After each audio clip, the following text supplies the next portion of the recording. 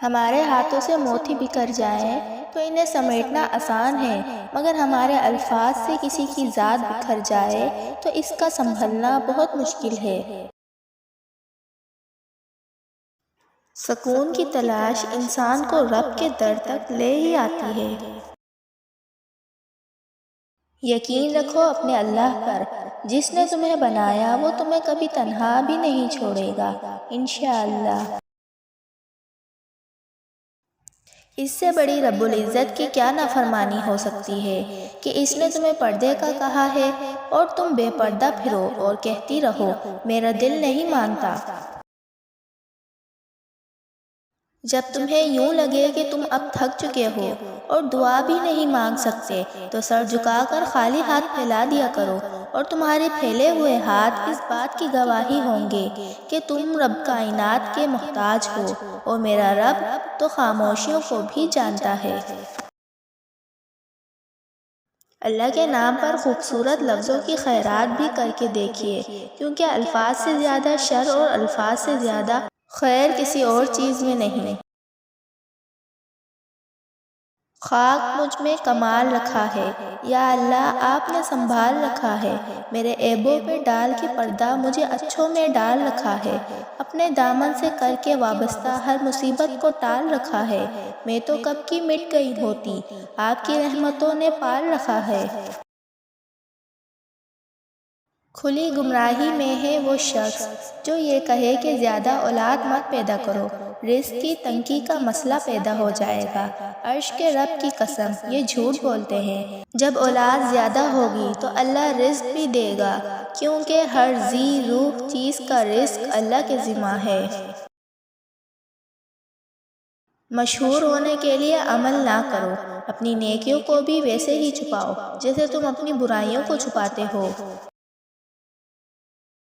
نومبر کی سرد راتیں ہیں، لمبی اور خاموش، جانے اگلے سال یہ راتیں زمین کے اوپر نصیب ہوں گی یا زمین کے اندر، کون جانے اس وقت، اور ان راتوں کو موقع غنیمت جانیے اور اپنی آخرت بنا لیں۔ اذکار، تسبیحات، درود پاک اور تلاوت قرآن کو بڑھا دیں، اپنا محاسبہ کر لیں، خود کو ٹاسک دے لیں، برائیوں سے روک لیں، سردیوں کے روزے اور لمبی راتوں کی تہجد، اس سے فائدہ ضرور اٹھائیں۔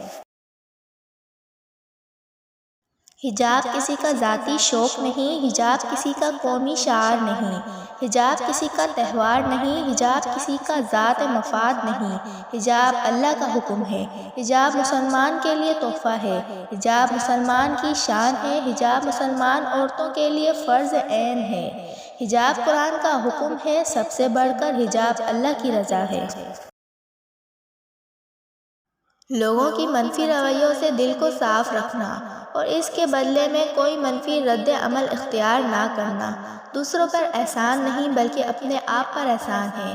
اگر کوئی اس کے برعکس کرتا ہے، یعنی دوسروں کے غلط رویوں کو اپنے آپ پر غالب آنے دیتا ہے، تو اس کا سادہ الفاظ میں یہ مطلب بنتا ہے کہ آپ اپنی کردار سازی کو دوسروں کے ہاتھ میں دے رہے ہیں کہ وہ جس طرح چاہے آپ کو بنائے، اور ہم سب سے جو سب سے بڑی غلطی سرزد ہوتی ہے اور جو ہمارے اکثر مسائل کی وجہ بھی ہے، وہ یہ کہ ہم اندر کی دنیا کو باہر کی دنیا کی طرح ہینڈل کرنے کی کوشش کرتے ہیں۔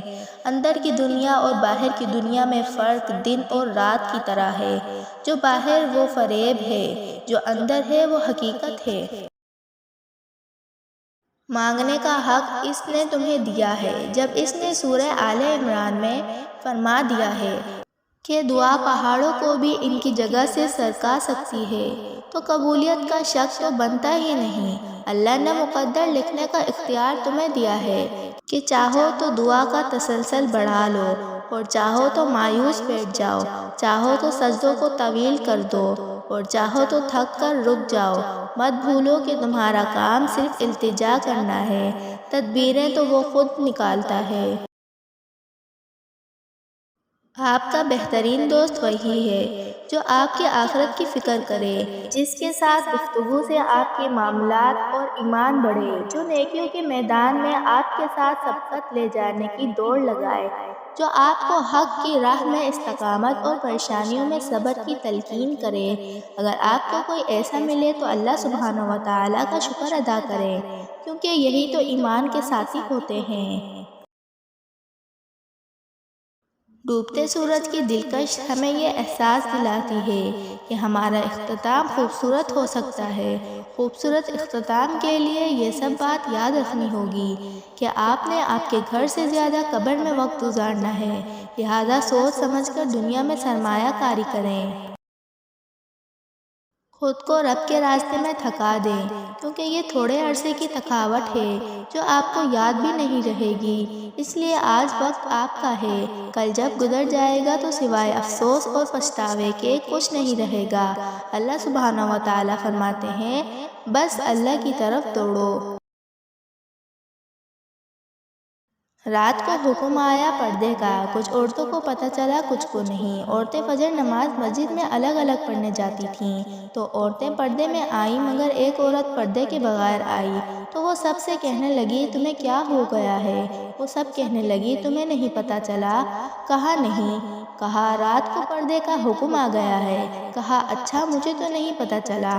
تو اس نے نماز کے بعد ایک بچے کو دوڑایا اور کہا جاؤ میرے گھر سے چادر لے آؤ۔ وہ بچہ گھر سے چادر لے آیا، پھر وہ خود کو چھپا کر گھر پہنچی تو ان کے خاوند نے کہا دیر لگ گئی، چادر منگوائی تھی، کیا قصہ ہے؟ اس نے سارا واقعہ بتایا۔ اس نے کہا تمہیں تو پتہ ہی نہیں تو آپ گھر آ کے پردہ شروع کر دیتی۔ انہوں نے جواب دیا، جب مجھے پتہ چل گیا کہ میرے اللہ کا حکم آ گیا ہے تو اس کے بعد ایک قدم بھی اس کی مرضی کے بغیر اٹھانے کی جرأت نہیں ہوئی۔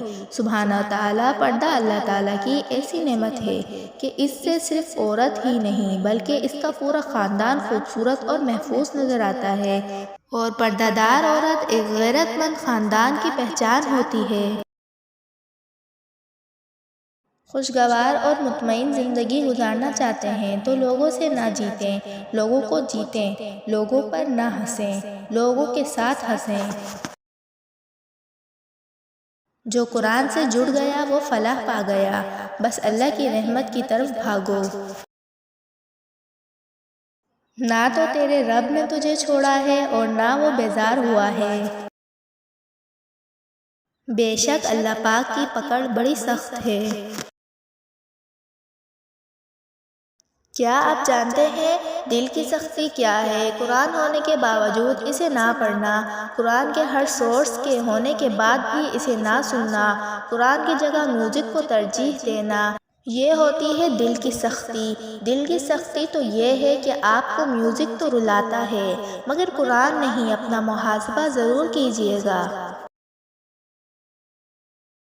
ہدایت کے معنی۔ ہدایت سننے میں لفظ بہت چھوٹا ہے لیکن معنی بہت بڑی رکھتا ہے۔ اسی انسان کو ملتی ہے جو ڈھونڈتا ہے اور اسے پانے کی کوشش کرتا ہے، اور جو پا لیتا ہے وہ غنی ہو جاتا ہے۔ اس لیے کچھ مانگے یا نہ مانگے، ہدایت ضرور مانگا کرے۔ یہ بھی ضرور انہی کو حاصل ہوتی ہے جنہیں رب العالمین اپنا قرب دینا چاہتے ہو۔